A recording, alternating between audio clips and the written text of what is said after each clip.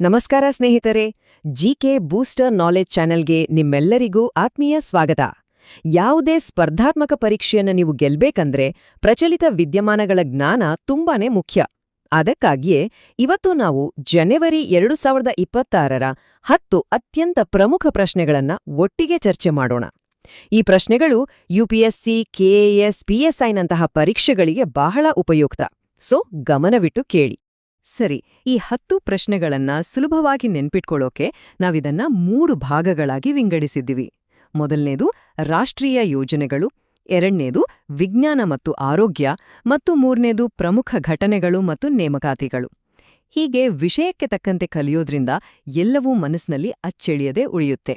ಬನ್ನಿ, ನಮ್ಮ ಮೊದಲ ವಿಭಾಗ ರಾಷ್ಟ್ರೀಯ ಉಪಕ್ರಮಗಳ ಅವಲೋಕನದೊಂದಿಗೆ ಶುರು ಮಾಡೋಣ. ಹಾಗಾದ್ರೆ ನಮ್ಮ ಮೊದಲ ಸೆಕ್ಷನ್ ರಾಷ್ಟ್ರೀಯ ಉಪಕ್ರಮಗಳ ಅವಲೋಕನದೊಂದಿಗೆ ಶುರು ಮಾಡೋಣ ಅಲ್ವಾ? ಈ ಸೆಕ್ಷನ್ನಲ್ಲಿ ಸರ್ಕಾರದ ಪ್ರಮುಖ ಯೋಜನೆಗಳ ಬಗ್ಗೆ ಪ್ರಶ್ನೆಗಳಿರುತ್ತೆ. ಸರಿ, ನಮ್ಮ ಮೊದಲನೇ ಪ್ರಶ್ನೆ ಇಲ್ಲಿದೆ.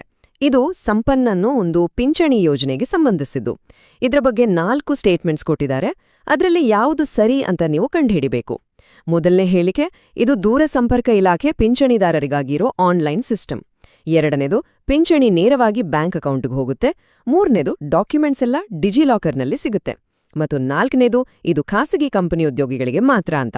ಆಯ್ಕೆಗಳನ್ನು ನೋಡಿ, ಯಾವುದು ಸರಿಯುತ್ತರ ಅನ್ಸುತ್ತೆ? ಸ್ವರ್ಥ ಯೋಚನೆ ಮಾಡಿ. ಓಕೆ, ಇಲ್ಲಿ ಸರಿಯಾದ ಉತ್ತರ ಆಪ್ಷನ್ ಎ, ಅಂದ್ರೆ ಮೊದಲ 3 ಹೇಳಿಕೆಗಳು ಮಾತ್ರ ಸರಿ. ಯಾಕೆ ಅಂತ ನೋಡೋಣ ಬನ್ನಿ. ಸ್ಯಾಂಪನ್ ಅನ್ನೋದು ದೂರಸಂಪರ್ಕ ಇಲಾಖೆ ಅಂದ್ರೆ ಡಿಒಟಿ ಪಿಂಚಣಿದಾರರಿಗಾಗಿ ಇರುವೊಂದು ಆನ್ಲೈನ್ ವ್ಯವಸ್ಥೆ. ಸೊ ಮೊದಲನೇ ಹೇಳಿಕೆ ಕರೆಕ್ಟ್. ಇದರ ಮೂಲಕ ಪಿಂಚಣಿ ನೇರವಾಗಿ ಬ್ಯಾಂಕ್ಗೆ ಜಮಾ ಆಗುತ್ತೆ. ಇದರಿಂದ ಪಾರದರ್ಶಕತೆ ಹೆಚ್ಚಾಗುತ್ತೆ. ಸೊ ಎರಡನೇ ಹೇಳಿಕೆಯೂ ಸರಿ. ಇನ್ನು ಎಲ್ಲಾ ದಾಖಲೆಗಳು ಡಿಜಿಲಾಕರ್ನಲ್ಲಿ ಸಿಗೋದು ಡಿಜಿಟಲ್ ಇಂಡಿಯಾದ ಒಂದು ಭಾಗ. ಹಾಗಾಗಿ ಮೂರನೇ ಹೇಳಿಕೆಯೂ ಸರಿ. ಆದ್ರೆ 4ನೇ ಹೇಳಿಕೆ ನೋಡಿ, ಅಲ್ಲೇ ಒಳು ಟ್ವಿಸ್ಟ್. ಇದು ಖಾಸಗಿ ಉದ್ಯೋಗಿಗಳಿಗೆ ಅಲ್ಲ, ಕೇವಲ ಸರ್ಕಾರಿ ಡಿಒಟಿ ಪಿಂಚಣಿದಾರರಿಗೆ ಮಾತ್ರ ಸೀಮಿತ. ಈ ಸಣ್ಣ ವ್ಯತ್ಯಾಸವನ್ನು ಗಮನಿಸೋದು ಪರೀಕ್ಷೆಯಲ್ಲಿ ಬಹಳ ಮುಖ್ಯ. ನಮ್ಮ ಎರಡನೇ ಪ್ರಶ್ನೆ ಭಾರತದ ಸಾಂಸ್ಕೃತಿಕ ಶ್ರೀಮಂತಿಕೆಗೆ ಸಂಬಂಧಿಸಿದ್ದು. ಮೇರಾ ಗಾಂವ್ ಮೇರಿ ಧರೋಹರ್ ಅಂದ್ರೆ ನನ್ನ ಗ್ರಾಮ ನನ್ನ ಪರಂಪರೆ. ಈ ಯೋಜನೆಯ ಬಗ್ಗೆ 4 ಹೇಳಿಕೆಗಳಿವೆ. ಇವುಗಳಲ್ಲಿ ಸರಿ ಯಾವುದು? ಮೊದಲನೇದು, ಹಳ್ಳಿಗಳ ಸಾಂಸ್ಕೃತಿಕ ಪರಂಪರೆಯನ್ನ ಡಾಕ್ಯುಮೆಂಟ್ ಮಾಡೋದು. ಎರಡನೇದು, ಇದನ್ನ ಸಂಸ್ಕೃತಿ ಸಚಿವಾಲಯ ನಡೆಸ್ತಿದೆ. ಮೂರನೇದು, ಈಗಾಗಲೇ 6.38 ಲಕ್ಷ ಹಳ್ಳಿಗಳ ಮ್ಯಾಪಿಂಗ್ ಮುಗಿದಿದೆ. ಮತ್ತು ನಾಲ್ಕನೇದು, ಇದು ಕೇವಲ ಭೌತಿಕ ವಸ್ತುಗಳಿಗೆ ಮಾತ್ರ ಸೀಮಿತ. ಆಯ್ಕೆಗಳನ್ನ ಗಮನಿಸಿ. ಈ ಪ್ರಶ್ನೆಗೂ ಉತ್ತರ ಆಪ್ಷನ್ ಎನೇ. ಅಂದ್ರೆ ಮೊದಲ 3 ಹೇಳಿಕೆಗಳು ಪರ್ಫೆಕ್ಟ್ ಆಗಿ ಸರಿಯಿವೆ. ಹೌದು, ಭಾರತದ ಹಳ್ಳಿಗಳ ಸಾಂಸ್ಕೃತಿಕ ಪರಂಪರೆಯನ್ನು ಉಳಿಸೋದು ಇದರ ಮುಖ್ಯ ಉದ್ದೇಶ. ಇದನ್ನ ಸಂಸ್ಕೃತಿ ಸಚಿವಾಲಯವೇ ನಡೆಸ್ತಾ ಇದೆ. ಮತ್ತು ಸುಮಾರು 6.5 ಲಕ್ಷ ಹಳ್ಳಿಗಳ ಮ್ಯಾಪಿಂಗ್ ಕೂಡ ಪೂರ್ಣಗೊಂಡಿದೆ. ಆದ್ರೆ 4ನೇ ಹೇಳಿಕೆ ಯಾಕೆ ತಪ್ಪು ಅಂದ್ರೆ, ಈ ಯೋಜನೆ ಕೇವಲ ದೇವಸ್ಥಾನ, ಕೋಟೆಗಳಂತಹ ಭೌತಿಕ ವಸ್ತುಗಳಿಗೆ ಸೀಮಿತವಾಗಿಲ್ಲ. ಬದಲಿಗೆ ನಮ್ಮ ಜನಪದ ಹಾಡು, ಹಬ್ಬ, ಆಚರಣೆಗಳಂತಹ ಅಭೌತಿಕ ಅಂದ್ರೆ ಇಂಟ್ಯಾಂಜಿಬಲ್ ಹೆರಿಟೇಜ್ ಅಂತೀವಲ್ಲ, ಅದನ್ನು ಕೂಡ ಡಾಕ್ಯುಮೆಂಟ್ ಮಾಡುತ್ತೆ. ಇದು ಯೋಜನೆಯ ವಿಶೇಷತೆ. ನಮ್ಮ ಮುಂದಿನ ಪ್ರಶ್ನೆ ಭಾರತದ ಆತ್ಮನಿರ್ಭರ್ ಕನಸಿಗೆ, ಅದರಲ್ಲೂ ಎಲೆಕ್ಟ್ರಾನಿಕ್ಸ್ ಕ್ಷೇತ್ರಕ್ಕೆ ಸಂಬಂಧಿಸಿದ್ದು. ಇದು ಸರ್ಕಾರದ ಡಿಸೈನ್ ಲಿಂಕ್ಡ್ ಇನ್ಸೆಂಟಿವ್ ಅಂದ್ರೆ ಡಿಎಲ್ಐ ಯೋಜನೆಯ ಬಗ್ಗೆ. ಈ ಯೋಜನೆಯ ಮುಖ್ಯ ಉದ್ದೇಶ ಏನು ಮತ್ತು ಇದರಿಂದ ಸಿಗೋ ದೊಡ್ಡ ಲಾಭ ಏನು? ಆಯ್ಕೆಗಳನ್ನ ನೋಡಿ. ಇದಕ್ಕೆ ಸರಿಯಾದ ಉತ್ತರ ಆಪ್ಷನ್ ಬಿ. ಭಾರತದಲ್ಲೇ ಒಂದು ಸ್ವಾವಲಂಬಿ ಸೆಮಿಕಂಡಕ್ಟರ್ ಡಿಸೈನ್ ಇಕೋಸಿಸ್ಟಮ್ ಕಟ್ಟೋದು ಇದರ ಗುರಿ. ಇದನ್ನು ಮೇಟಿ ಅಂದ್ರೆ ಎಲೆಕ್ಟ್ರಾನಿಕ್ಸ್ ಮತ್ತು ಮಾಹಿತಿ ತಂತ್ರಜ್ಞಾನ ಸಚಿವಾಲಯ ಅನುಷ್ಠಾನಗೊಳಿಸುತ್ತಿದೆ. ಇದರ ಸೂಪರ್ ಪಾಯಿಂಟ್ ಏನಂದ್ರೆ, ನಮ್ಮ ದೇಶದ ಸ್ಟಾರ್ಟ್ಅಪ್ಗಳು ಮತ್ತು ಎಂಎಸ್ಎಂಇಗಳಿಗೆ ಅವರ ಡಿಸೈನ್ ಖರ್ಚಿನ 50% ಅಂದ್ರೆ ಗರಿಷ್ಠ 15 ಕೋಟಿ ರೂಪಾಯಿಗಳವರೆಗೆ ಸರ್ಕಾರವೇ ಪ್ರೋತ್ಸಾಹಧನವಾಗಿ ನೀಡುತ್ತೆ. ಇದು ಮೇಕ್ ಇನ್ ಇಂಡಿಯಾಗೆ ಎಂಥ ದೊಡ್ಡ ಪುಷ್ ಅಲ್ವಾ? ಸರಿ, ಇದರೊಂದಿಗೆ ನಮ್ಮ ಮೊದಲನೇ ಸೆಕ್ಷನ್ ಮುಗಿತು. ಈಗ ನಾವು ವಿಜ್ಞಾನ ಮತ್ತು ಆರೋಗ್ಯ ಲೋಕಕ್ಕೆ ಹೋಗೋಣ. ಇಲ್ಲಿ ಕೆಲವು ಇಂಟ್ರೆಸ್ಟಿಂಗ್ ಅಪ್ಡೇಟ್ಸ್ ಇದೆ, ಬನ್ನಿ ನೋಡೋಣ. ನಮ್ಮ ಮುಂದಿನ ಪ್ರಶ್ನೆ ಆರೋಗ್ಯ ಕ್ಷೇತ್ರದಿಂದ ಬಂದಿದೆ. ಥ್ಯಾಲಸೀಮಿಯಾ ಅನ್ನೋ ಒಂದು ರಕ್ತದ ಕಾಯಿಲೆಗೆ ಚಿಕಿತ್ಸೆ ನೀಡಲು ಅಮೆರಿಕದ FDA ಅನುಮೋದನೆ ಪಡೆದ ಮೊದಲ ಬಾಯಿಯಿಂದ ಸೇವಿಸುವ ಔಷಧಿ ಅಂದ್ರೆ ಓರಲ್ ಮೆಡಿಸಿನ್ ಯಾವುದು? ಆಯ್ಕೆಗಳು ಇಲ್ಲಿವೆ. ಈ ಪ್ರಶ್ನೆಗೆ ಸರಿಯಾದ ಉತ್ತರ ಆಪ್ಷನ್ ಸಿ, ಮಿಟಾಬಿವಾಟ್. ಇದು ತುಂಬಾನೇ ದೊಡ್ಡ ಬ್ರೇಕ್ ಥ್ರೂ ಅಂತಾನೆ ಹೇಳ್ಬಹುದು. ಯಾಕಂದ್ರೆ ಇದುವರೆಗೂ ಇಂಜೆಕ್ಷನ್ ಅಥವಾ ಬ್ಲಡ್ ಟ್ರಾನ್ಸ್ಫ್ಯೂಷನ್ ಮೇಲೆ ಡಿಪೆಂಡ್ ಆಗ್ತಿದ್ದ ಥ್ಯಾಲಸೀಮಿಯಾ ಪೇಷಂಟ್ಸ್ಗೆ ಇದೇ ಮೊದಲು ಬಾರಿಗೆ ಮಾತ್ರೆ ರೂಪದಲ್ಲಿ ಔಷಧಿ ಸಿಕ್ಕಿದೆ. ಇದು ಕೆಂಪು ರಕ್ತಕಣಗಳ ಎನರ್ಜಿಯನ್ನ ಹೆಚ್ಚಿಸಿ ಕೆಲಸ ಮಾಡುತ್ತೆ. ಇದೊಂದು ಗೇಮ್ ಚೇಂಜರ್ ಅಂತಾನೆ ಹೇಳಬಹುದು. ಟೆಕ್ನಾಲಜಿ ಮತ್ತು ಹೆಲ್ತ್ ಸೇರಿದ್ರೆ ಏನೆಲ್ಲ ಮ್ಯಾಜಿಕ್ ಆಗಬಹುದು ಅನ್ನೋದಕ್ಕೆ ಈ ಪ್ರಶ್ನೆನೇ ಸಾಕ್ಷಿ. ಭಾರತದ ಮೊದಲ ಸರ್ಕಾರಿ ಎಐ ಕ್ಲಿನಿಕ್ ಅನ್ನು ಎಲ್ಲಿ ಮತ್ತು ಯಾವ ಉದ್ದೇಶಕ್ಕಾಗಿ ಶುರು ಮಾಡಲಾಗಿದೆ? ಆಯ್ಕೆಗಳನ್ನ ಗಮನವಿಟ್ಟು ನೋಡಿ. ಉತ್ತರ ಇಲ್ಲಿದೆ. ಆಪ್ಷನ್ ಬಿ, ಗ್ರೇಟರ್ ನೋಯ್ಡಾದ GIMNSನಲ್ಲಿ. ಇದರ ಮುಖ್ಯ ಕೆಲಸ ಗಂಭೀರ ರೋಗಗಳನ್ನು ಪತ್ತೆಹಚ್ಚಿ ಚಿಕಿತ್ಸೆ ನೀಡೋದು. ಇದು ನಿಜಕ್ಕೂ ಒಂದು ಕ್ರಾಂತಿಕಾರಿ ಹೆಜ್ಜೆ.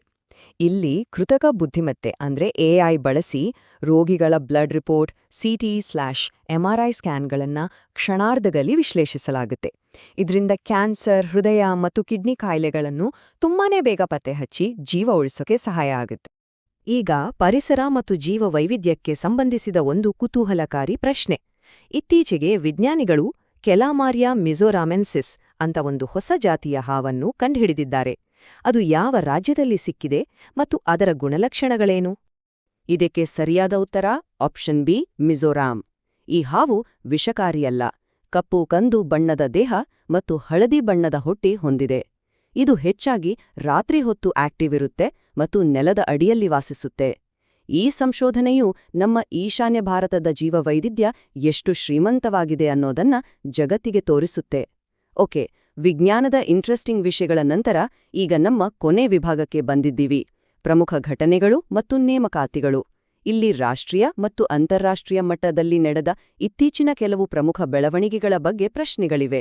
ಮೊದಲಿಗೆ ಒಂದು ಇಂಟರ್ನ್ಯಾಷನಲ್ ಅಪಾಯಿಂಟ್ಮೆಂಟ್ ಬಗ್ಗೆ ಪ್ರಶ್ನೆ. ದಕ್ಷಿಣ ಅಮೆರಿಕಾದ ದೇಶ ವೆನೆಜುವೆಲಾದ ಹೊಸ ಉಪಾಧ್ಯಕ್ಷರಾಗಿ ಇತ್ತೀಚೆಗೆ ಯಾರು ಪ್ರಮಾಣವಚನ ಸ್ವೀಕರಿಸಿದ್ರು? ಈ ಪ್ರಶ್ನೆಗೆ ಸರಿಯಾದ ಉತ್ತರ ಆಪ್ಷನ್ ಸಿ, ಡೆಲ್ಸಿ ರಾಡ್ರಿಗಸ್. ಇವರು ಅಲ್ಲಿನ ಅಧ್ಯಕ್ಷ ನಿಕೋಲಸ್ ಮಧುರೋ ಅವರ ಆಪ್ತ ವಲಯದಲ್ಲಿ ಗುರುತಿಸಿಕೊಂಡಿದ್ದಾರೆ ಮತ್ತು ಈ ಹಿಂದೆ ವಿದೇಶಾಂಗ ಸಚಿವೆಯಾಗಿಯೂ ಸೇವೆ ಸಲ್ಲಿಸಿದ ಅನುಭವ ಅವರಿಗಿದೆ. ಈಗ ನಮ್ಮ ದೇಶದಲ್ಲಿ ನಡೆದ ಒಂದು ಪ್ರಮುಖ ಟೆಕ್ನಾಲಜಿ ಸಮ್ಮೇಳನದ ಬಗ್ಗೆ ಪ್ರಶ್ನೆ. ಎಐ ಇಂಪ್ಯಾಕ್ಟ್ ಕಾನ್ಫರೆನ್ಸ್ 2026ರ ರಾಜಸ್ಥಾನ ಪ್ರಾದೇಶಿಕ ಸಮ್ಮೇಳನವನ್ನ ಎಲ್ಲಿ ಆಯೋಜಿಸಲಾಗಿತ್ತು? ಉತ್ತರ ಆಪ್ಷನ್ ಬಿ, ಜೈಪುರದಲ್ಲಿರುವ ಜೈಪುರ ಎಕ್ಸಿಬಿಷನ್ ಮತ್ತು ಕನ್ವೆನ್ಷನ್ ಸೆಂಟರ್ ಅಂದ್ರೆ JECC. ಈ ಸಮ್ಮೇಳನ ದೇಶದಾದ್ಯಂತ ಎಐ ತಂತ್ರಜ್ಞಾನವನ್ನು ಪ್ರಮೋಟ್ ಮಾಡೋ ಎಐ ಇಂಪ್ಯಾಕ್ಟ್ ಸಮ್ಮಿಟ್ ಇಂಡಿಯಾ 2026 ಅನ್ನೋ ದೊಡ್ಡ ಉಪಕ್ರಮದ ಒಂದು ಭಾಗವಾಗಿತ್ತು. ಮತ್ತೊಂದು ಪ್ರಮುಖ ಕಾರ್ಯಕ್ರಮದ ಬಗ್ಗೆ ಪ್ರಶ್ನೆ. ಇದು ಮಹಿಳಾ ಸಬಲೀಕರಣಕ್ಕೆ ಸಂಬಂಧಿಸಿದ್ದು. ಸಾರಸ್ 2026 ಅನ್ನೋ ರಾಷ್ಟ್ರೀಯ ಮಟ್ಟದ ಪ್ರದರ್ಶನ ಮತ್ತು ಮೇಳವನ್ನು ಇತ್ತೀಚೆಗೆ ಎಲ್ಲಿ ಆಯೋಜಿಸಲಾಗಿತ್ತು? ಇದನ್ನ ಆಯೋಜಿಸಿದ್ದು ಆಪ್ಷನ್ ಸಿ, ಆಂಧ್ರಪ್ರದೇಶದ ಗುಂಟೂರಿನಲ್ಲಿ. ಸರಸ್ ಮೇಳ ಅನ್ನೋದು ನಮ್ಮ ದೇಶದ ಮಹಿಳಾ ಸ್ವಸಹಾಯ ಸಂಘಗಳಿಗೆ ಒಂದು ದೊಡ್ಡ ವೇದಿಕೆ. ಅವರು ತಯಾರಿಸಿದ ವಸ್ತುಗಳಿಗೆ ನೇರ ಮಾರುಕಟ್ಟೆ ಒದಗಿಸುವ ಒಂದು ಅದ್ಭುತ ಪ್ರಯತ್ನ ಇದು. ಸರಿ, ನಾವು ಈಗ ಕೊನೆಯ ಪ್ರಶ್ನೆಗೆ ಬಂದಿದ್ದೇವೆ. ಇದು ಭಾರತದ ವಿದೇಶಾಂಗ ನೀತಿಗೆ ಸಂಬಂಧಿಸಿದ್ದು. ಬಿಮ್ಸ್ಟೆಕ್ ದೇಶಗಳಿಗಾಗಿ ಭಾರತ ಒಂದು ಕ್ಯಾನ್ಸರ್ ಕೇರ್ ಟ್ರೈನಿಂಗ್ ಪ್ರೋಗ್ರಾಂ ಮಾಡಿತು.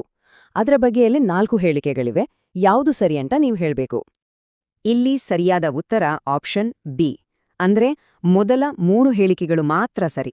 ಹೌದು, ಭಾರತ ಈ ಕಾರ್ಯಕ್ರಮದ 2ನೇ ಹಂತವನ್ನು ಆಯೋಜಿಸಿತ್ತು. ಇದನ್ನ ವಿಶಾಖಪಟ್ಟಣಂನ ಹೋಮಿ ಬಾಬಾ ಕ್ಯಾನ್ಸರ್ ಹಾಸ್ಪಿಟಲಲ್ಲಿ ಉದ್ಘಾಟಿಸಲಾಯಿತು ಮತ್ತು ಇದು 4 ವಾರಗಳ ತರಬೇತಿ ಕಾರ್ಯಕ್ರಮವಾಗಿತ್ತು. ಆದ್ರೆ 4ನೇ ಹೇಳಿಕೆ ತಪ್ಪು. ಯಾಕೆ? ಅಲ್ಲಿ ಸಂಖ್ಯೆಯಲ್ಲಿ ವ್ಯತ್ಯಾಸ ಇದೆ. ಭಾಗವಹಿಸಿದ್ದು ಕೇವಲ 35 ತಜ್ಞರು. ಆದ್ರೆ ಸ್ಟೇಟ್ಮೆಂಟ್ನಲ್ಲಿ 100ಕ್ಕಿಂತ ಹೆಚ್ಚು ಅಂತ ಕೊಟ್ಟಿದ್ದಾರೆ. ನೋಡಿ, ಪರೀಕ್ಷೆಗಳಲ್ಲಿ ಈ ತರಹದ ಸಣ್ಣ ಸಣ್ಣ ಡೀಟೇಲ್ಸ್ಗಳೇ ನಮ್ಮ ಮಾರ್ಕ್ಸ್ ನಿರ್ಧಾರ ಮಾಡುತ್ತೆ. So be careful. ಓಕೆ, ನನ್ನ ಕಡೆಯಿಂದ 10 ಪ್ರಶ್ನೆಗಳು ಮುಗಿದ್ವು. ಈಗ ನಿಮ್ಮ ಸರದಿ. ನಿಮಗಾಗಿ ಒಂದು ಪ್ರಶ್ನೆ ಇದೆ. ಭಾರತ ಸರ್ಕಾರದ ಅತ್ಯಂತ ಮಹತ್ವದ ಯೋಜನೆಗಳಲ್ಲಿ ಒಂದಾದ ಹರ್ ಘರ್ ಜಲ್ ಮಿಷನ್ ಅನ್ನು ಯಾವ ವರ್ಷದಲ್ಲಿ ಶುರು ಮಾಡಲಾಯಿತು? ನಿಮ್ಮ ಉತ್ತರ ಏನು ಅಂತ ಕೆಳಗೆ ಕಾಮೆಂಟ್ ಸೆಕ್ಷನ್ನಲ್ಲಿ ಖಂಡಿತ ತಿಳಿಸಿ. ಇವತ್ತಿನ ಈ ವಿಶ್ಲೇಷಣೆ ನಿಮ್ಗೆ ಇಷ್ಟ ಆಗಿದ್ರೆ ಮತ್ತು ಉಪಯುಕ್ತ ಅನಿಸಿದ್ರೆ ದಯವಿಟ್ಟು ಲೈಕ್ ಮಾಡಿ, ನಿಮ್ಮ ಫ್ರೆಂಡ್ಸ್ ಜೊತೆ ಶೇರ್ ಮಾಡಿ, ಹಾಗೆ ನಮ್ಮ GK ಬೂಸ್ಟರ್ ನಾಲೆಡ್ಜ್ ಚಾನೆಲ್ಗೆ ಸಬ್ಸ್ಕ್ರೈಬ್ ಆಗೋದನ್ನ ಮರಿಬೇಡಿ. ಮುಂದಿನ ವಿಶ್ಲೇಷಣೆಯಲ್ಲಿ ಮತ್ತಷ್ಟು ಇಂಟ್ರೆಸ್ಟಿಂಗ್ ಪ್ರಶ್ನೆಗಳೊಂದಿಗೆ ಮತ್ತೆ ಸಿಗೋಣ. ಧನ್ಯವಾದಗಳು.